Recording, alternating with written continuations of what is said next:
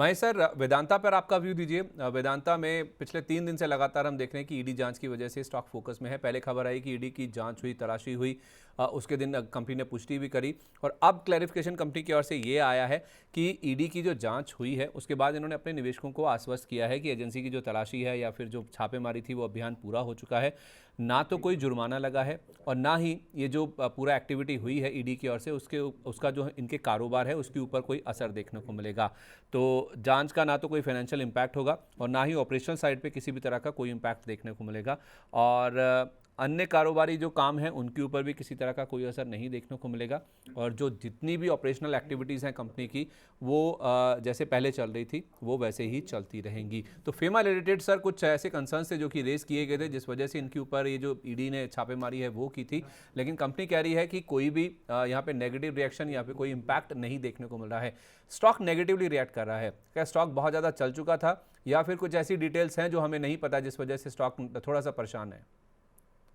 देखिए, डीमर्जर के बाद में वेदांता की वैल्यूएशन जो है ऑलरेडी बढ़ चुकी थी। तो वैल्यूएशन वाइज देखेंगे थोड़ा सा अपसाइड है, उसके कारण से प्रॉफिट बुकिंग ये लेवल पे हो सकती है। थोड़ा और डाउन साइड भी अगर आवे तो कोई सरप्राइजिंग नहीं है।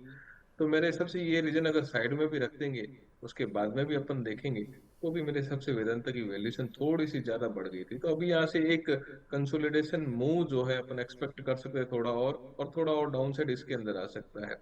अब जहां तक फेमा की बात है, कुछ ना कुछ तो कंपनी की तरफ से ऐसी चीज होगी जिसके कारण से वो चीज इनिशिएटिव हुई।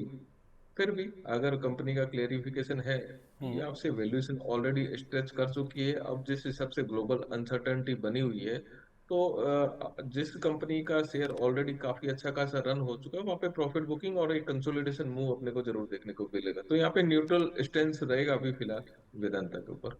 मतलब अभी आप कह रहे हैं कि फ्रेश पोजीशन ना बनाएं, इसमें जिनके पास हैं वो होल्ड करते रहें। नहीं, मेरे हिसाब से जिसने अगर लिया हुआ है और उनको अच्छा खासा बेनिफिट हो रहा है तो प्रॉफिट बुकिंग कर सकते हैं।